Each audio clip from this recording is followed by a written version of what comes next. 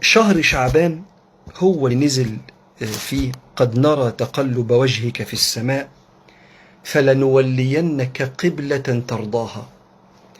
قبلة يعني الوجهة، وفي الآية دي معناها القبلة، قبلة الصلاة.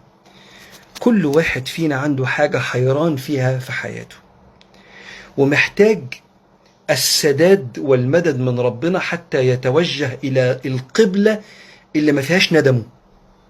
واحد متردد في تدينه، واحد متردد في قرار بناء شيء معين، شغل، علاقات. احنا محتاجين ربنا هو اللي يولينا القبلة التي نرضاها. علشان نفهم المعنى اللي هينزل من ربنا النهاردة لما يتجلى ويطلع، محتاج تستمد. أنا عارف إن مش من ثقافتنا القعدة والخلوة والسكون والهدوء والتأمل والتفكر مع الله، بس يعني إيه، جزء كبير من آيات القرآن مرتبط بالتأمل والتدبر والتفكر. فاقعد كده النهاردة ولو 5 دقايق، بيسموها جلسة الاستمداد. ولسان حالك زي ما المشايخ علمونا كده، يا سيدي خذ بيدي، أو بالمصري يا سيدي خذ بإيدي.